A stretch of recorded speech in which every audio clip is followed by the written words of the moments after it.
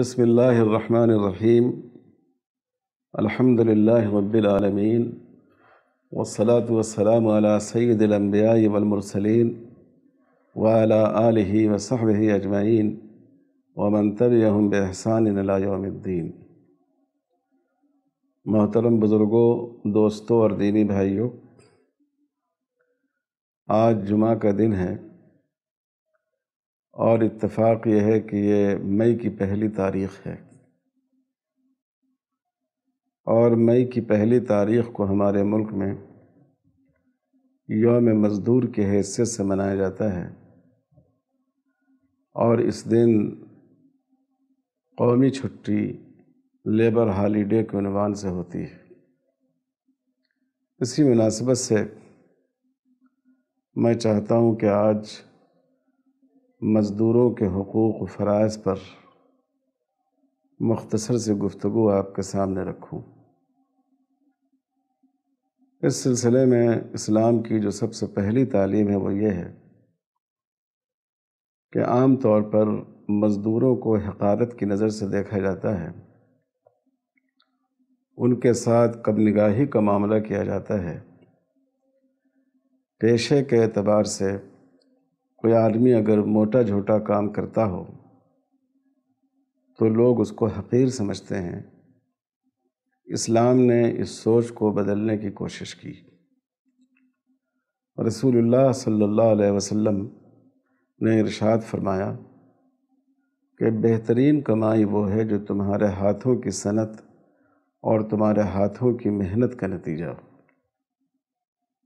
آپ صلی اللہ علیہ وسلم کی خدمت میں ایک انصاری صحابی آئے، انہوں نے مصافحہ کے لیے ہاتھ بڑھایا۔ آپ نے جب ان سے مصافحہ فرمایا تو آپ نے دیکھا کہ ان کے ہاتھ سخت اور کھردرے ہیں۔ ہاتھ کی کھردراہٹ یوں بھی محسوس ہوتی ہے، لیکن حضرت عائشہ صدیقہ رضی اللہ تعالیٰ عنہ فرماتی ہیں کہ آپ کی ہتھیلیاں ریشم سے بھی زیادہ نرم تھیں، تو جس کا ہاتھ زیادہ نرم ہو اس کو یہ سختی اور کھردراہٹ زیادہ محسوس ہوتی ہے۔ تو حضور صلی اللہ علیہ وسلم نے ان سے اس کا سبب پوچھا۔ انہوں نے عرض کیا، اللہ کے رسول، میں غریب مزدور آدمی ہوں، موٹا جھوٹا کام کرتا ہوں، محنت کرتا ہوں، اس کی وجہ سے ہمارے ہاتھ سخت ہو گئے ہیں، ہاتھوں پر نشانات پڑ گئے ہیں۔ تو آپ صلی اللہ علیہ وسلم نے ان کے ہاتھوں کو بوسہ دیا۔ میرے علم کے مطابق چھوٹے بچوں وغیرہ کے علاوہ شاید یہ واحد صحابی ہیں کہ جن کے ہاتھوں کو آپ نے بوسہ دیا ہے۔ اس سے اندازہ کیا جا سکتا ہے کہ مزدور کا رسول اللہ صلی اللہ علیہ وسلم کی نظر میں کیا مقام تھا۔ پھر قرآن مجید ہمیں بتاتا ہے کہ حضرت داؤد علیہ السلام ان کے ہاتھوں میں لوہا پگھل جاتا تھا، اور گویا وہ کام ان کے ذریعے انجام پاتا تھا جو اس وقت لوہار کیا کرتے ہیں۔ سیدنا حضرت نوح علیہ السلام نے ایک بہت بڑی کشتی، بلکہ کہنا چاہیے کہ پانی کا جہاز انہوں نے بنایا، اور لکڑی کا کام پورا کا پورا اس میں تھا۔ تو اس طرح یہ کہا جا سکتا ہے کہ کارپینٹر کا کام حضرت نوح علیہ السلام جیسے اولو العزم نبی نے اپنے ہاتھوں سے انجام دیا۔ سیدنا حضرت موسیٰ علیہ السلام نے حضرت شعیب علیہ السلام کی بکریاں چرائیں، اور سال 2 سال نہیں 8 سال تک چرائیں، اور معاہدہ یہ تھا کہ 8 سال بکریاں چرانی ہوں گی حضرت شعیب کی صاحبزادی کے مہر کے طور پر، اور اگر 2 سال مزید خدمت کر دے تو اور بہتر ہوگا۔ خود رسول اللہ صلی اللہ علیہ وسلم نے بکریاں چرائی ہیں۔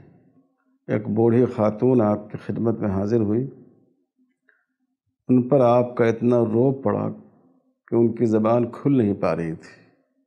آپ صلی اللہ علیہ وسلم نے ارشاد فرمایا، تم کیوں گھبراتی ہو؟ تم ایک ایسے شخص کے سامنے بیٹھی ہو جو چند قیراتوں پر اہل مکہ کی بکریاں چرایا کرتا تھا۔ تو اس طرح رسول اللہ صلی اللہ علیہ وسلم نے ایک عملی مثال پیش فرمائی، قرآن و حدیث نے ایسی نظیریں پیش کی۔ حضرت ادریس علیہ السلام کپڑے سلا کرتے تھے، گویا جو کام خیاط اور ٹیلر کرتے ہیں اس کام کو انہوں نے انجام دیا۔ انصار مدینہ عام طور پر کاشتکاری کیا کرتے تھے، باغبانی کیا کرتے تھے۔ تو محنت و مزدوری کے جتنے شعبے ہیں قرآن و حدیث میں قریب قریب ان سب کا ذکر ملتا ہے، اور ان کاموں کو انبیاء نے، رسول اللہ صلی اللہ علیہ وسلم کے صحابہ نے اور خود حضور صلی اللہ علیہ وسلم نے انجام دیا ہے، جس میں اس بات کی طرف اشارہ ہے کہ کسی پیشے کو، کسی کام کو حقارت کی نظر سے دیکھنا اور کمتری کی نگاہ سے اس پر کمتری کی نگاہ ڈالنا یہ درست نہیں ہے۔ یہ ایک بہت بڑا کارنامہ ہے اسلام کا کہ اس نے مزدوروں کے بارے میں یہ تصور دیا کہ وہ عام انسانوں کی طرح ہے۔ ایسا نہیں ہے کہ آجر کے مقابلے میں اجیر کمتر ہو، ایسا نہیں ہے کہ مالک کے مقابلے میں مزدور کمتر ہو۔ یہ اسلام نے بنیادی تصور پیش کیا ہے۔ جو مزدوروں کے حقوق ہیں، اگر غور کیا جائے تو بنیادی طور پر 4 حق ہے مزدوروں کا۔ پہلا حق تو یہ ہے کہ جو کام ان سے لیا جائے وہ باہمی رضامندی پر مبنی ہو۔ بدہوا مزدور اور جبری مزدوری کا اسلام میں کوئی تصور نہیں ہے۔ رسول اللہ صلی اللہ علیہ وسلم نے ارشاد فرمایا کہ کسی اجیر کو اس کے بغیر اس سے کام لینا جائز نہیں، حتیٰ یبین لہ اجرہ، جب تک کہ مالک اس کی اجرت، اس کی مزدوری کو بیان نہ کر دے، اس کو واضح نہ کر دے۔ تو اجیر کی بغیر مرضی کے، بغیر اس کی رضامندی کے زبردستی کسی کو مزدور بنا کر رکھنا، جیسے کہ پہلے زمانے میں زمیندار حضرات کیا کرتے تھے، جیسے آج بھی ہمارے پڑوسی ملک میں وڈیرے کرتے ہیں، جیسے خود ہمارے ملک ہندوستان میں بہت سے غنڈے قسم کے لوگ اس طرح کا کام کیا کرتے ہیں، یہاں تک کہ اگر کسی پر قرض باقی ہو تو کم مزدوری پر اس سے کام لیتے ہیں جب تک کہ قرض ادا نہ ہو جائے۔ بدہوا مزدور کی شکلیں آج بھی ہمارے یہاں دیہاتوں میں موجود ہیں۔ اسلام میں اس کی کوئی گنجائش نہیں ہے۔ کوئی بھی معاملہ ہو، مالی معاملہ، خرید و فروخت کا معاملہ، ملازمت و مزدوری کا معاملہ، یہ فریقین کی رضامندی ہی سے ہو سکتا ہے، کسی فریق کو اس پر مجبور نہیں کیا جا سکتا۔ ایک حق تو اسلام نے مزدوروں کو یہ دیا ہے۔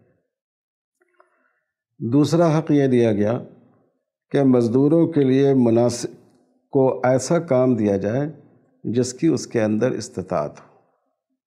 آپ صلی اللہ علیہ وسلم نے فرمایا کہ جو تمہاری خدمت کرنے والے ہوں، جو تمہارے غلام ہوں، ان کو اسی کام کا حکم دو جو ان سے ہو سکے، اور اگر ان کی طاقت سے وہ کام بڑھ جائے تو پھر تم بھی اس میں شامل ہو جاؤ، ان کی مدد کرو، اس میں تم شریک ہو جاؤ، کیونکہ دین کا بنیادی اصول ہے کہ انسان تو انسان، اللہ تعالیٰ بھی انسان کو جو ذمہ داریاں متعلق کرتے ہیں وہ اس کی طاقت اور صلاحیت کے اعتبار سے لا یکلف اللہ نفسا الا وسعہا، اللہ تعالیٰ انسان کو اس کی طاقت کے مطابق ہی کاموں کا حکم دیتے ہیں۔ اب مثال کے طور پر بعض کام وہ ہیں کہ جو انسان 6 گھنٹے کر سکتا ہے، جیسے تعلیم و تدریس کا کام ہے۔ بعض کام وہ ہیں جس کو انسان 8 گھنٹے کر سکتا ہے، جیسے جسمانی محنت و مزدوری کا کام ہے۔ بعض کام وہ ہیں جو 2 گھنٹے اور 4 گھنٹے سے زیادہ آدمی مسلسل نہیں کر سکتا۔ بعض جگہ کا موسم ایسا ہوتا ہے کہ اس میں دھوپ کی شدت کے وقت آدمی کام نہیں کر سکتا۔ بعض جگہوں کا موسم ایسا ہوتا ہے، اتنا زیادہ ٹھنڈا ہوتا ہے کہ وہاں صبح میں اور شام میں ڈیوٹی انجام دینا انسان کے لیے مشکل ہوتا ہے۔ تو اس لیے اس کی رعایت کرنا ضروری ہے کہ انسان جتنا کام کر سکے، جتنا وقت کام کر سکے، اور ڈاکٹروں نے، طبی ماہرین نے اس کام کے لیے جتنے اوقات متعین کیے ہوں کہ اتنے وقت تک وہ کام کیا جا سکتا ہے، اتنے ہی کام اس سے لیا جائے، اس سے زیادہ کام اس سے نہیں لیا جائے۔ یہ شریعت کے مزاج کے خلاف ہے اور یہ جو شریعت کی بنیادی تعلیم ہے کہ انسان سے اس کی صلاحیت اور اس کے طاقت کے مطابق کام لیا جائے، یہ اس کے خلاف ہے۔ اور تیسرا حق یہ ہے کہ اس کی مناسب مزدوری متعین کی جائے۔ بعض دفعہ ایسا ہوتا ہے کہ مزدور آجر کا استحصال کرتے ہیں۔ اگر مزدوروں کی کمی ہے تو وہ آجر سے زیادہ مزدوری مانگتے ہیں۔ اگر مثال کے طور پر تعمیری کام کرنے والے مزدور کی اجرت 400 روپے ہے تو ایسے موقع پر وہ 500 روپے مانگتے ہیں۔ قلی کی اجرت اگر 100 روپے ہے تو وہ 200 روپے مانگتے ہیں۔ یہ بھی غلط ہے۔ کبھی ایسا ہوتا ہے کہ اگر مزدور اور کام کے طلبگار بڑھ گئے تو آجر خواہ مخواہ ان کی مزدوری کم کر دیتا ہے۔ جیسے مزدوری ہونی چاہیے 500 روپے اور فرض کیجئے کہ 50 آدمی اس کام کے لیے آ گئے تو وہ اس سے فائدہ اٹھاتے ہوئے کہتا ہے کہ ہم 400 روپے دیں گے، ہم 300 روپے دیں گے۔ یہ دونوں شکلیں استحصال کی۔ نہ مزدوروں کے لیے اس کی گنجائش ہے کہ وہ آجر کا استحصال کریں، نہ آجر کے لیے اس کی گنجائش ہے کہ وہ مزدوروں کا استحصال کریں۔ اس سلسلے میں رسول اللہ صلی اللہ علیہ وسلم نے اپنے خادم کے بارے میں، مزدور کے بارے میں آپ نے ارشاد فرمایا کہ جو کھاؤ وہ ان کو کھلاؤ اور جو پہنو وہ ان کو پہناؤ۔ اس سے یہ بات معلوم ہوئی کہ مزدور کی اور ملازم کی تنخواہ ایسی ہونی چاہیے، اس کی اجرت ایسی ہونی چاہیے کہ آجر اور ملازم کے کھانے پینے کے معیار میں بہت زیادہ فرق نہ رہے، قریب قریب وہ اس معیار کو مینٹین کر سکے جو معیار آجر کا ہو۔ کپڑے اور پوشاک کے معاملے میں دونوں کے معیار میں بہت زیادہ فرق نہ ہو۔ جو آجر کا معیار ہے قریب قریب وہی معیار اجیر کا ہو۔ اسی طرح رسول اللہ صلی اللہ علیہ وسلم نے ارشاد فرمایا کہ جو ہمارا کام کرے اس کا یہ حق ہے کہ وہ مکان حاصل کر لے، شادی کر لے اور خادم رکھ لے جو اس کی خدمت کرے۔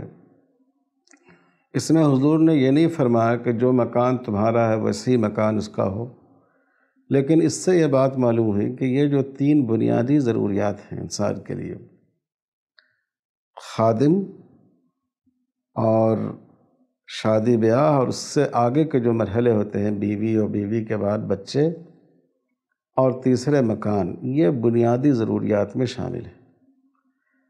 مزدور کو ایسی مزدوری ملنی چاہیے جس سے وہ بتدریج اپنی ضرورت کے لحاظ سے بقدر ضرورت مکان مہیا کر لے، وہ نکاح کر سکے اور اپنے بیوی بال بچوں کی پرورش کر سکے۔ وہ پہلے زمانے میں خادم ہوا کرتے تھے، اس زمانے میں خادم کی جگہ مشینوں نے لے لی ہے۔ کپڑے دھونے کی مشین ہے، مسالہ پیسنے کی مشین ہے، تو یا تو خادم یا کم سے کم ایسے آلات و وسائل کو وہ حاصل کر سکے کہ جس کے ذریعے وہ اپنی ضروریات کو پوری کر سکے۔ تو اگر حضور صلی اللہ علیہ وسلم کی ان دونوں حدیثوں کو ہم سامنے رکھیں تو اس سے ایک معیار معلوم ہوتا ہے کہ مزدوری کا معیار ایسا ہونا چاہیے کہ جس سے آدمی ایسے کپڑے پہنے جو آدمی کپڑا دیکھ کر یہ نہ سمجھے کہ یہ مزدور کا کپڑا ہے، اس کے کپڑے میں اور آجر کے کپڑے میں بہت زیادہ فرق نہ ہو، اس کے کھانے میں آجر کے کھانے میں بہت زیادہ فرق نہ ہو۔ اور اس کے علاوہ جو بنیادی ضروریات مکان ہے اور بیوی بال بچوں کی پرورش ہے اور گھر میں جہاں تعاون کی ضرورت پڑتی ہے، خادم کے ذریعے یا مشین کے ذریعے تعاون کی سہولت اس کو حاصل ہو جائے، اس معیار کی اجرت مزدوروں کی متعین ہونی چاہیے جہاں تک ممکن ہو۔ یہ تیسرا حق گویا مزدوروں کا ہے۔ صرف آدمی کی کثرت کی وجہ سے، مزدور کسی چیز کے طلبگاروں کی کثرت کی وجہ سے اس کا استحصال کرنا اور مزدوری کو کم کر دینا یہ درست نہیں ہے۔ چوتھی بات جو رسول اللہ صلی اللہ علیہ وسلم نے فرمائی مزدوروں کے سلسلے میں وہ یہ ہے کہ اجرت بر وقت ادا کی جائے۔ آپ نے ارشاد فرمایا کہ مزدوروں کا پسینہ خشک ہونے سے پہلے ان کو اجرت ادا کر دو۔ فقہاء نے ہمارے اس سلسلے میں 3 صورتیں لکھی۔ اگر پہلے سے یہ بات طے ہو کہ مزدور کو پہلے تنخواہ دے دی جائے گی، پیشگی دے دی جائے گی، جیسے بعض دفعہ پیشگی دی جاتی ہے، تو ایسی شکل میں پیشگی تنخواہ دینا جائز ہے، دینا واجب ہے۔ دوسری شکل یہ ہے کہ جیسے جیسے کام ہوتا جائے، کام کے درمیان اس کی اجرت ادا کر دی جائے۔ تیسری شکل یہ ہے کہ کام کے مکمل ہونے کے بعد اجرت ادا کر دی جائے۔ کام کے مکمل ہونے کے بعد جلد سے جلد اجرت ادا کر دینا واجب ہے، سوائے اس کے کہ جو اجیر ہو وہ خود اس میں تاخیر کو قبول کر لے، وہ اس پر آمادہ ہو۔ تو یہ 4 بنیادی حقوق ہیں مزدور کے جو شریعت نے دیے ہیں، کہ ان کی رضامندی شامل ہو، کام میں ان کی اجرت مناسب ہو، کام کا قابل برداشت بوجھ ہو، اجرت ان کی وقت پر ادا کی جائے۔ یہ 4 بنیادی حقوق شریعت نے مزدوروں کو دیے ہیں۔ اگر غور کیا جائے تو مزدوروں کے تمام حقوق کا احاطہ کرتے ہیں۔ اس کے ساتھ ساتھ اسلام میں مضاربت کا حکم رکھا گیا ہے۔ مضاربت کا مطلب یہ ہے کہ ایک آدمی سرمایہ لگائے، ایک آدمی محنت کرے، اور جو نفع ہو اس میں سرمایہ کار اور محنت کار دونوں کا دونوں اس سے فائدہ اٹھائے، دونوں میں نفع تقسیم ہو جائے۔ اس سے یہ بات معلوم ہوتی ہے کہ مزدور سے جو کام لیا جائے، یہ بھی کوشش کی جائے کہ کچھ کاموں میں اس کے ساتھ پارٹنرشپ قائم ہو، تاکہ اس کا جو ثمرہ ہو اس ثمرے میں مزدور بھی شامل ہو۔ اگر ایک مزدور کو آپ نے تجارت کے لیے رکھا تو یہ بھی ایک شکل ہے کہ آپ اس میں اپنا پارٹنر مان لیں، اس کے تجارت کے کچھ حصے میں، اور نفع میں اس کو شریک رکھیں۔ جیسے آپ نے تنخواہ بھی رکھی، لیکن ساتھ ساتھ جیسے آج کل بعض جگہ تنخواہ کے ساتھ ساتھ کمیشن بھی ہوتا ہے، تو آپ نے کمیشن بھی رکھا کہ آمدنی میں اتنے فیصد آپ کا حصہ ہوگا۔ تو اس کی بھی اصل شریعت میں موجود ہے، اور اس سے مزدوروں کے حالات کو بہتر بنانے میں مدد ملے گی۔ یہ تو ہیں مزدوروں کے حقوق۔ مزدوروں کی ذمہ داری کو میں سمجھتا ہوں کہ قرآن مجید نے 2 لفظ میں بیان کر دیا، ان خیر من استاجرتہ لقوی امین، القوی الامین، کہ جس کو تم اجرت پر رکھو، مزدوری پر رکھو، اس میں 2 باتیں ہونی چاہیے، وہ قوی ہو اور امین ہو۔ قوی کے معنی ہے باصلاحیت ہونا، جس کام کی ذمہ داری آپ اس کو دیں اس کی قوت اور اس کی صلاحیت اس کے اندر ہو، یہ اجیر کے لیے ضروری ہے۔ بہت سی دفعہ ایسا ہوتا ہے کہ ہندوستان میں ایک آدمی الیکٹریشین ہے، اور سعودی عرب پہنچنے کے بعد وہ الیکٹرک انجینئر بن گیا۔ وہ جعلی سند حاصل کر کے اپنے تجربے سے فائدہ اٹھا کر وہاں وہ ملازمت کرتا ہے اور اپنا آپ کو انجینئر کے حیثیت سے پیش کرتا ہے۔ بہت سے لوگ جو یہاں ٹھیکیدار ہیں، جو مزدوروں سے کام لیتے ہیں، گھر بناتے ہیں، جب وہ خلیجی ممالک کے پہنچتے ہیں تو وہ سول انجینئر کی شکل میں اپنے آپ کو ظاہر کرتے ہیں، جعلی سند لے کر، اور اس حیثیت سے وہ سیلری لیتے ہیں۔ بہت سے لوگ جنہوں نے ہندوستان میں ڈاکٹر کے ساتھ ایک معاون کا کام کیا ہو، کمپاؤنڈر کا کام کیا ہو، فارماسسٹ کا کام کیا ہو، لیکن اپنے تجربے سے فائدہ اٹھاتے ہوئے جب وہ وہاں جاتے ہیں تو اپنے آپ کو باضابطہ MBBS ڈاکٹر کے حیثیت سے پیش کرتے ہیں اور اس کے لیے جعلی سند حاصل کر لیتے ہیں۔ اسی طرح ہر شعبہ زندگی میں ہے، ٹیچنگ میں بھی ہے اور دوسرے کاموں میں بھی ہے۔ تو یہ جائز نہیں ہے کہ مزدور جس کام کی صلاحیت نہیں رکھتا ہو اس کے بارے میں دھوکہ دے کہ میں اس کی صلاحیت رکھتا ہوں، میں یہ کام کر سکتا ہوں، کیونکہ اس کی بے صلاحیتی کسی نہ کسی موقع پر اس کام کو نقصان پہنچاتی ہے۔ اور دوسرا وصف قرآن نے بتایا کہ وہ امین ہو، امانت دار ہو۔ امانت کا تعلق صرف مال ہی سے نہیں ہے، امانت کا تعلق کام سے بھی ہے، امانت کا تعلق وقت سے بھی ہے۔ حضرت مولانا مفتی محمد شفیع صاحب رحمۃ اللہ علیہ نے اپنی تفسیر معارف القرآن میں لکھا ہے کہ یہ جو قرآن مجید میں حکم ہے ویل للمطففین، کم تولنے والوں کے لیے اللہ تعالیٰ نے ہلاکت کی اور دوزخ کی اطلاع دی ہے، تو کم تولنے والے صرف وہ نہیں ہیں جو ترازو میں کم تولیں۔ اگر کسی کے کام کے اوقات 6 گھنٹے ہیں، آپ نے 5 گھنٹہ کام کیا کام کے اوقات 8 گھنٹے ہیں، آپ نے 7 گھنٹہ کام کیا، یہ بھی کم تولنا ہے، اور جتنا کام آپ نے نہیں کیا اس حصے کا جو معاوضہ ہے وہ آپ کے لیے جائز نہیں ہے۔ ہمارے ہاں آج کل دفاتر کا، سرکاری اداروں میں بھی غیر سرکاری اداروں میں بھی صورتحال یہ ہے، 1 گھنٹہ تاخیر سے آئے، 1 گھنٹہ پہلے نکل گئے، درمیان میں چلے گئے، جو اوقات دفتر کے ہیں اس میں اپنے کام کرنے لگے، ڈاکٹر نے جو اوقات ہیں ان کے مقرر ہسپتال میں اس میں مریض کو ٹھیک سے نہیں دیکھا، نرسنگ ہوم میں ان کو بلایا، اپنے نرسنگ ہوم میں ان کو دیکھتے ہیں، ٹیچر نے تعلیم کے اوقات میں صحیح طور پر نہیں پڑھایا، طلبہ کو، ان کے سرپرستوں کو ترغیب دی کہ وہ ان سے ٹیوشن لیں۔ یہ جو اس طرح کی کیفیت ہے، صورتحال ہے، یہ سب امانت کے خلاف ہے۔ امانت کا تقاضا یہ ہے کہ جس کام کی آپ نے ذمہ داری لی اس کام کو پوری صلاحیت اور لیاقت کے ساتھ کریں، اور جتنے اوقات میں آپ نے کام کی ذمہ داری لی ہے اس کام کا لمحہ لمحہ آپ اس کام کے لیے صرف کریں، تب یہ قوی اور امین جو 2 بنیادی وصف بیان کیا قرآن مجید نے اجیر کا، یہ اس کا تقاضا پورا ہوگا۔ تو یہ 2 میں سمجھتا ہوں کہ بنیادی فریضہ ہے مزدور کا، لیبر کا، ملازمین کا، کہ وہ جس کام کو لیں، جس کی صلاحیت ہو اسی کام کو کے لیے ان کو اپنے آپ کو پیش کرنا چاہیے، نمبر 1، اور نمبر 2 اس کام کو پوری امانت کے ساتھ انجام دیں، ان اوقات کو پوری امانت کے ساتھ اس کے لیے استعمال کریں۔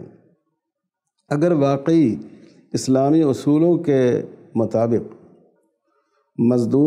مزدوروں کے حقوق ادا کیے جائیں اور مزدور اپنے فرائض کو انجام دیں، تو آج پورے ملک میں اور پوری دنیا میں جو ماحول بن گیا ہے، آجرین اور مزدوروں کے درمیان جو ٹکراؤ کی شکلیں پیدا ہو گئی ہیں، دولت اور غربت کے فاصلے جس طرح بڑھتے چلے جا رہے ہیں، لوگوں میں اپنی محرومی کا احساس پیدا ہو رہا ہے، جس کے نتیجے میں اشتراکی نظام وجود میں آیا تھا، تو یہ صورتحال باقی نہ رہے، پورے ملک میں اور پورے سماج میں عدل ہوگا، انصاف ہوگا، امن ہوگا، اور اس کی وجہ سے بہت سے جو دہشت گردی کے واقعات ہیں ان کو بھی روکنے میں مدد ملے گی۔